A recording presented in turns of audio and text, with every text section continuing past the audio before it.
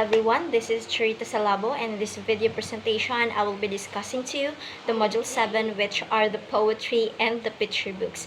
Now in the poetry, we will discuss to you the given selections there, and also in the picture books we will discuss to you the summary of the stories, the characters, the settings, and the lessons behind in this story. But before I start in discussing the following selections, let us first differentiate or define of what is picture book and poetry. So when we say picture book, it combines visual and verbal narratives in a book format. It is most often aimed at young children with the narrative told primarily through text. They are distinct from comics, which do so primarily through sequential images.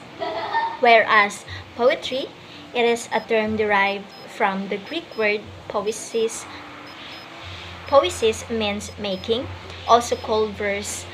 It is a form of literature that uses aesthetic and often rhythmic qualities of language, such as phonaesthetics, sound symbolism, and meter, to evoke meanings in addition to or in place of a prosaic, ostensible meaning. A poem is a literary composition written by a poet using this principle. So first is the Mother Goose. Mother Goose is a character that originated in children's fiction as the imaginary author of a collection of French fairy tales and later of English nursery rhymes. She also appeared in a song, the first stanza of which often functions now as a nursery rhyme. The character also appears in pantomime, tracing its roots to 1806. The term's appearance in English dates back to the early 18th century, when Charles Perrault's fairy tale collection Contois de Mirloa was first translated into English as Tales of My Mother Goose. Later, a compilation of English nursery rhymes titled Mother Goose, Melody or Sonnets for the Cradle helped perpetuate the name both in Britain and the United States. Another one is The Owl and the Pussycat. The Owl and the Pussycat is a nonsense poem by Edward Lear. It was first published in 1870 in the American magazine Our Young Folks, and again the following year in Lear's own book Nonsense Songs, Stories, Botany, and Alphabets. Lear wrote the poem for a 3-year-old girl, Janet Simons, the daughter of Lear's friend and fellow poet John Addington Simons and his wife Catherine Simons.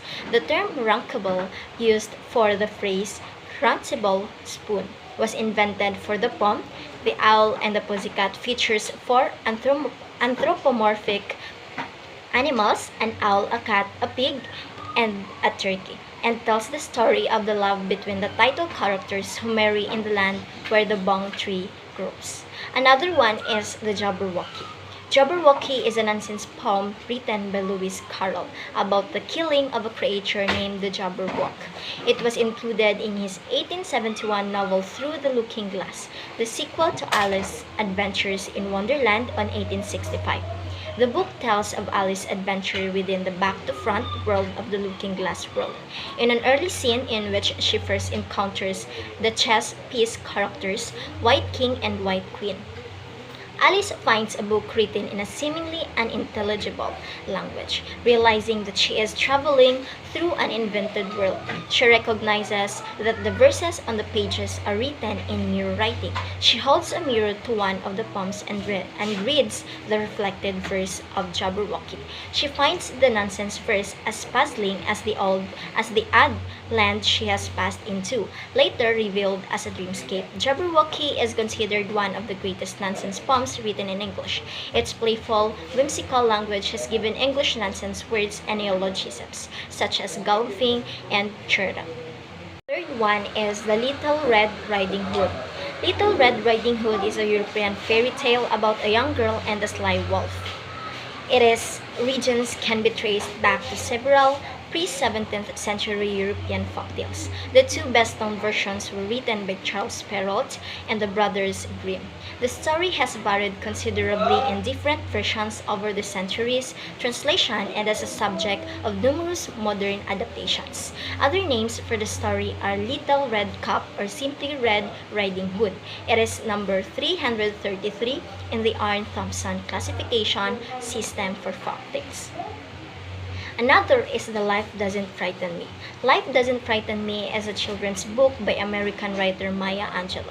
Originally released in 1993 by Stewart Tabori and Chang, the book was conceived and edited by Sarah Jane Boyers. It combines a poem written by Angelou with illustrations by American artist Jean-Michel Basquiat. Neither the poem nor the paintings were created specifically for children, yet their simplicity convey feelings to create a brave, defiant tale that celebrates the courage within each of us young and old.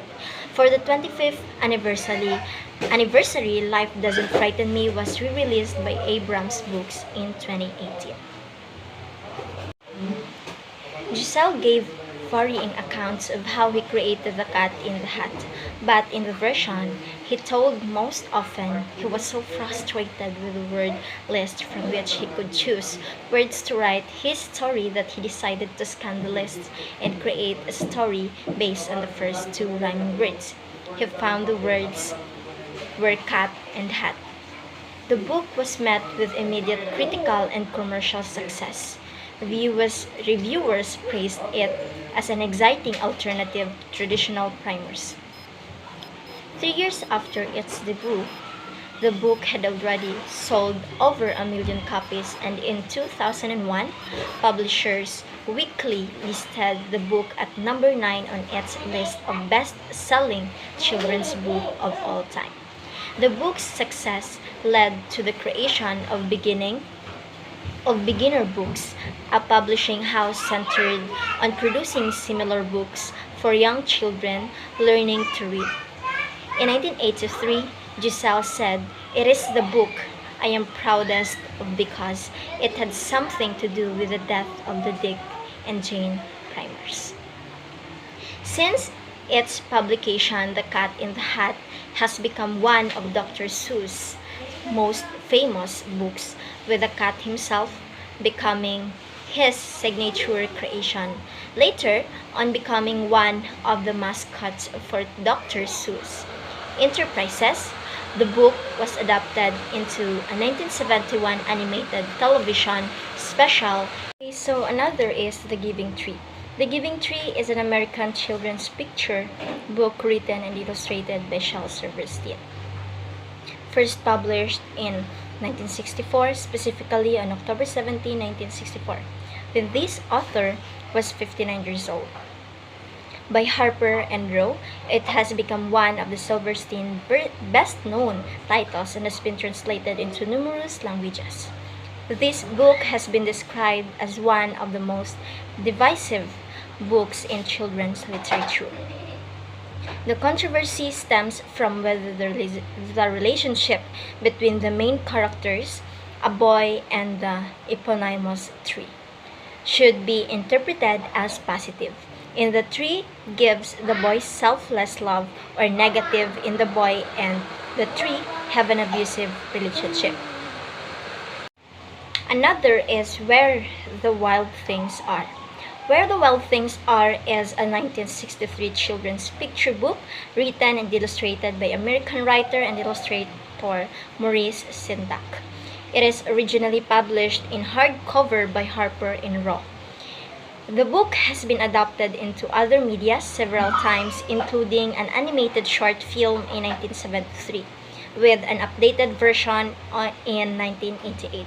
A 1980 opera and a live-action 2009 feature film adaptation. The book had sold over 19 million copies worldwide as of 2009, with 10 million of those being in the United States. Sendak won the annual Caldecott Medal from the Children's Librarians in 1964, recognizing Wild Things as the previous year's most distinguished American picture book for children. It was voted the #1 picture book in 2012 survey of School Library Journal readers, not for the first time.